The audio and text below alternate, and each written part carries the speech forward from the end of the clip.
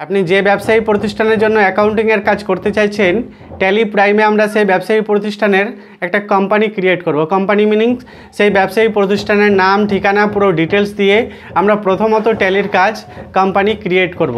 তো ট্যালিতে আমরা কোম্পানি কিভাবে তৈরি করে থাকি চলুন আমি স্টেপ বাই স্টেপ আমি আপনাদের দেখিয়ে দিচ্ছি। সম্পূর্ণ বাংলা ভাষায় একদম স্টেপ বাই স্টেপ দেখাচ্ছি। আর ট্যালি প্রাইম উইথ জিএসটির সম্পূর্ণ কাজ শেখার জন্য আমাদের এই চ্যানেলটিকে অবশ্যই সাবস্ক্রাইব করে পাশের নোটিফিকেশন বেলটি অন করে দিবেন সবার আগে নোটিফিকেশন পাওয়ার জন্য। আর আমাদের এই ভিডিওতে অবশ্যই একটা লাইক দিয়ে শেয়ার করবেন আপনার বন্ধুবান্ধব, আত্মীয় স্বজন সবার কাছে। আর আপনার যা ডাউট হবে সমস্তটাই কমেন্টে অবশ্যই জানাবেন। প্রথমে ট্যালি প্রাইম অ্যাপটি ওপেন করে নেবেন। ওপেন করলে এরকম ইন্টারফেস আসবে। তার মধ্যে এখানে উপরে দেখুন লেখা আছে ক্রিয়েট কোম্পানি। তো এই ক্রিয়েট কোম্পানিতে জাস্ট এন্টার প্রেস করবেন। এরপর এখানে দেখুন লেখা আছে কোম্পানি ক্রিয়েশন। প্রথমে যে অপশনটা আছে কোম্পানি ডাটা প্যাথ, তো কোম্পানির ডাটা প্যাথ এই জায়গায় লেখা আছে C users public Tally Prime data. মানে আমরা বেসিক্যালি যে ট্যালিতে কাজ করব, তো ট্যালির যে ডাটাগুলো আমাদের সেভ হবে কন্টিনিউ, সেই সেভগুলো কোথায় সেভ হয়ে থাকবে, সেই ডাটাগুলো সেভ কোথায় করব। তো ডিফল্টভাবে এখানে দেখতে পাচ্ছেন ট্যালিতে আমরা যখন সেভ করব সেটা লোকাল ডিস্ক সি এর মধ্যে থাকে। তো অনেক সময় আমাদের সফটওয়্যারের প্রবলেম হতে পারে, কোনো আপনার ওএস এর প্রবলেম হতে পারে, কম্পিউটার ফরম্যাট মারার প্রয়োজন হতে পারে। এই জন্য আমরা ডাটা প্যাডটা সি এর মধ্যে না রেখে আমাদের নিজের ইচ্ছা মতো জায়গায় সেভ করে রাখবো। তাহলে কিভাবে আমাদের ডাটা প্যাড সেট করছি দেখুন। আপনার কিবোর্ড থেকে ব্যাক স্পেস প্রেস করবেন। ব্যাক স্পেস প্রেস করলে দেখুন কার্সারটা আমার এখানে চলে গেছে কোম্পানির ডাটা প্যাড। এবার কোম্পানির ডাটা প্যাথে আসার সঙ্গে সঙ্গে এই ডান দিকে আরেকটা লিস্ট দেখতে পাবেন, লিস্ট অফ ফোল্ডার বা ডাটা লোকেশন। এই জায়গা থেকে আমরা ডাটা যেখানে আমরা সেভ করে রাখতে চাই সেই লোকেশনটা সেট করব। দেখুন কিভাবে আমি চুজ করছি। দেখুন এখানে এই লিস্টের মধ্যে দেখুন লেখা আছে সিলেক্ট ফ্রম ড্রাইভ। এই সিলেক্ট ফ্রম ড্রাইভে কিবোর্ডের অ্যারো কি এর সাহায্যে যাব, তারপর সিলেক্ট ফ্রম ড্রাইভ এই অপশনটায় ক্লিক মানে এন্টার প্রেস করব। এন্টার প্রেস করার পরে আমরা সেভ করব লোকাল ডিস্ক ই এর মধ্যে। আপনি চাইলে ডি ই এফ যেখানে আপনার ইচ্ছা মতো সেভ করে রাখতে পারেন। আমি ই এ দেখাচ্ছি আপনাদেরকে। তো লোকাল ডিস্ক ইটা সিলেক্ট করে এন্টার দিলাম। আবার আমাদের যে ফোল্ডারে সেভ রাখবো সেই ফোল্ডারটা দেখুন আমি অ্যারো কি এর সাহায্যে এভাবে নিচে নামাচ্ছি। এখানে লেখা আছে ট্যালি। এই ফোল্ডারটা আমি আগে থেকে ক্রিয়েট করে রেখেছি, তো এখানে এন্টার দিলাম। তার মধ্যে ট্যালির মধ্যে এই ডাটা নামে ফোল্ডার এখানে আমরা সেট করব। তারপরে আবার এন্টার প্রেস করব। তো দেখুন আমাদের ডাটা প্যাথ এখানে হয়ে গেল এখন বর্তমানে ই, তারপরে স্ল্যাশ দিয়ে হয়েছে ট্যালি, তারপর ডাটা। আমি ফোল্ডারটাও আপনাদেরকে একবার দেখিয়ে দিই কোথায় সেভ হবে। তো আমাদের স্টোরেজ লোকেশনটা ওপেন করলাম। ওপেন করার পর এখানে দেখুন ইউটিউব লোকাল ডিস্ক ই যেটা আছে এটাতে ক্লিক করলাম। এর মধ্যে আমরা সেভ করব এই যে এই ফোল্ডারটাই ট্যালি নামে ফোল্ডার, এটা ডবল ক্লিক করব। তারপরে এই ডাটা নামে ফোল্ডার আছে এখানে, এখানে আমাদের সেভ হবে। তো আপনিও ট্যালির সমস্ত ডাটা যে লোকেশনে সেভ করে রাখতে চান সেই লোকেশনটা তৈরি করে নেবেন। জাস্ট রাইট ক্লিক করে নিউ, তারপরে ফোল্ডারে ক্লিক করবেন, ফোল্ডার তৈরি হয়ে যাবে। চলুন আমি দেখাচ্ছি। এটা মিনিমাইজ করলাম। এরপর এখানে চাইছে দেখুন কোম্পানি নেম। তো কোম্পানি অর্থাৎ যে কোম্পানির জন্য আমরা কাজ করব, হিসাব নিকাশ করব, সেই কোম্পানির নাম লিখব। তো আপনাদেরকে প্র্যাকটিস করানোর জন্য আমি একটা কোম্পানির নাম দিচ্ছি। দেখুন আমি লিখে রেখেছি। কোম্পানির নাম হচ্ছে আদি ইলেকট্রনিক্স লিমিটেড। তার ঠিকানা পুরো ডিটেলস এটা আপনারা স্ক্রিনশট নিতে পারেন বা ডায়েরিতে লিখে তারপর এই নামেও আপনি প্র্যাকটিস করতে পারেন। তো দেখুন আমি কি আছে আদি ইলেকট্রনিক্স লিমিটেড। তো এই নামটা এখানে আমি লিখছি আদি ইলেকট্রনিক্স লিমিটেড। এই দেখুন নাম লিখলাম, কোম্পানি নেম। এবার জাস্ট এন্টার প্রেস করব। এন্টার প্রেস করলে তার পরের ফিল্ডে চলে আসলো দেখুন মেইলিং নেম।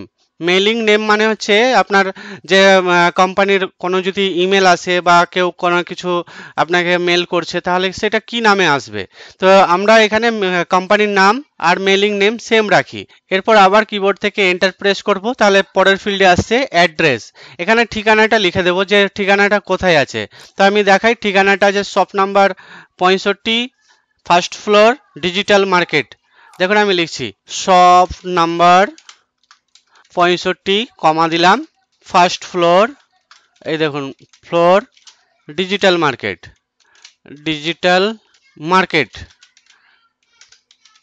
এই দেখুন লিখলাম। লেখার পরে এবার এন্টার প্রেস করব। দ্বিতীয় লাইনে লিখবো আমি পরের ঠিকানাটা ধুলিয়ান মুর্শিদাবাদ। ব্যাস। ধুলিয়ান মুর্শিদাবাদ এতটা পর্যন্ত ঠিকানা লিখলাম। আপনি চাইলে 3 লাইনেও লিখতে পারেন, 2 লাইনেও লিখতে পারেন। 1 লাইনে লিখবেন না, মোটামুটি 2 বা 3 লাইনে এটা অ্যাড্রেসটা লেখার চেষ্টা করবেন। আপনার যে দোকানে কাজ করবেন বা যে দোকানের ঠিকানা থাকবে সেই দোকানের সম্পূর্ণ ঠিকানাটা এখানে টাইপ করবেন। টাইপ করার পর আবার এন্টার প্রেস করবেন, আবার তৃতীয় লাইন লেখার থাকলে লিখবেন, না হলে আরেকবার এন্টার প্রেস করবেন। তো আরেকবার এন্টার প্রেস করলাম যখন, দেখুন এবার আসলো স্টেট। তো স্টেটে আসার সঙ্গে সঙ্গে ডান দিকে এখানে দেখুন ভারতবর্ষে যতটা স্টেট আছে সমস্ত স্টেট এখানে দেখতে পাচ্ছি। তো আমি এখান থেকে করব ওয়েস্ট বেঙ্গল। তো দেখুন ওয়েস্ট বেঙ্গল করলাম। ওয়েস্ট বেঙ্গল করার পরে কান্ট্রি আছে, কান্ট্রি ইন্ডিয়া। আপনি চাইলে অন্য কান্ট্রি থাকলে আগে কান্ট্রি এখান থেকে করবেন, যে কোনো কান্ট্রি করতে পারেন। এখানে বাংলাদেশ আছে, ভুটান, ইজিপ্ট, ঘানা, হংকং, বিভিন্ন দেশ আছে, আপনারা দেখবেন। আমি ইন্ডিয়া করলাম। আচ্ছা, এবার পিনকোড। তো পিনকোডটা বসে দেব। মানে আপনার বাড়ির পিনকোড এখানে কিছুই নাই, যা কিছু আছে সে কোম্পানি অর্থাৎ যে দোকানের জন্য আপনি হিসাব নিকাশ করবেন সেই দোকান বা সে ফার্মের সমস্ত ডিটেলসটাই আপনাকে দিতে হবে। তো এখানে পিনকোড দিলাম, দোকানের পিনকোড। মানে আমি এটা দেখাচ্ছি সম্পূর্ণ একটা প্র্যাকটিক্যাল ভাবে। তো এখানে চাইছে এবার ফোন নম্বর, টেলিফোন নাম্বার। তো টেলিফোন নাম্বার মনে করুন আমার নাই, তো নাই মানে আরেকবার এন্টার প্রেস করলাম, ওটা ছেড়ে দিলাম। এবার চাইছে মোবাইল নম্বর। তো মোবাইল নম্বর আমি দিয়ে দিচ্ছি 86 37 51 64 35। এই দেখুন মোবাইল নম্বরটা কত আছে, এটা দিয়ে দিলাম। মানে আমি এটা দিয়েছি আপনাদের যাতে প্র্যাকটিস করতে পারেন, এটা দেখে দেখে আপনারা প্র্যাকটিস করবেন। আচ্ছা, মোবাইল নম্বর পরে ওয়েবসাইট আছে, ইমেল আইডি আছে, চলুন আমি দিয়ে দিই। এবার এন্টার প্রেস করলাম। ফ্যাক্স চাইছে, এবার দেখুন। তো ফ্যাক্স চাইছে, ফ্যাক্স নম্বর আমাদের নাই, তো আবার এন্টার প্রেস করলাম। এবার ইমেল আইডি, ইমেল আইডি দিয়ে দিব, যে ইমেল আইডিটা আছে techdulianplus@gmail.com, এই দিলাম। আবার এন্টার প্রেস করলাম, তখন এবার চাইছে ওয়েবসাইট। তো ওয়েবসাইট যদি আপনার দোকানের থাকে তাহলে দেবেন, না থাকলে দিবেন না। আমি দিয়ে দিচ্ছি প্র্যাকটিসের জন্য www.bbce.co.in, এটা আমাদের ওয়েবসাইট, দিয়ে দিলাম। আবার এন্টার প্রেস করছি। এবার এখানে চাইছে ফিনান্সিয়াল ইয়ার বিগিনিং ফ্রম। এই জায়গাটা ভালো করে মাথায় রাখবেন। আমাদের ভারতবর্ষে ফিনান্সিয়াল ইয়ার অর্থাৎ আর্থিক বছর শুরু হয় 1 এপ্রিল থেকে। যে কোনো বছরের 1 এপ্রিল থেকে বছর শুরু হয়, মনে রাখবেন। অফিসিয়ালি 1 এপ্রিল বছর শুরু হয় এবং 31শে মার্চ বছর শেষ হয়। তো আপনার এখানে জিজ্ঞেস করছে financial year beginning from, beginning মানে শুরু। তো ফিনান্সিয়াল ইয়ার শুরু কবে থেকে হয়েছে? তো আমাদের শুরু হয়েছে 1 এপ্রিল 2025। আপনি যদি মনে করুন আপনি এখন আমাদের এটা কোন মাস, মে মাস, তো মে মাস বা জুন মাসে আমি শুরু করছি কোম্পানির কাজ, তবে আমরা মে মাস বা জুন মাসে শুরু করি, যে কোনো মাসে শুরু করি না কেন, আমার যে ফিনান্সিয়াল ইয়ারের সেটা দিতে হবে 1 এপ্রিল। আর যে সালটা এখন বর্তমানে 25 চলছে, এই জন্য 2025, ঠিক আছে। তো এই জায়গায় 1 এপ্রিল 2025 করবেন। এরপরে আবার এন্টার প্রেস করছি, তারপরে আসছে দেখুন books beginning from. Books beginning from মানে যে আমাদের কোম্পানির খাতা কবে থেকে চালু হয়। তো খাতা চালু হয় যেদিন বছর শুরু হয়, সেদিন থেকেই আমাদের খাতা চালু হয়ে যায় ইন্ডিয়াতে। তো খাতার চালুর ডেট সেম ডেটটাই রাখবেন, যে ডেটটা এখানে রেখেছি 1 এপ্রিল, এখানেও সেম ডেটটাই রাখবেন, 1 এপ্রিল 2025 রাখলাম। আবার এন্টার প্রেস করলাম। এবার এখানে চাইছে base currency symbol. Base currency symbol এখানে কি দিচ্ছে দেখুন, ডিফল্ট ভাবে একটা দিয়ে দিচ্ছে। মানে আমাদের যে টাকা পয়সা লিখবো তার আগে কারেন্সি সিম্বলটা কোনটা ইউজ করি। তো একটা হিন্দিতে এরকম দেখতে পাচ্ছেন, এখানে যে দেখতে পাচ্ছেন এটা একটা ইউজ করি আমরা, আর একটা ইউজ করি RS।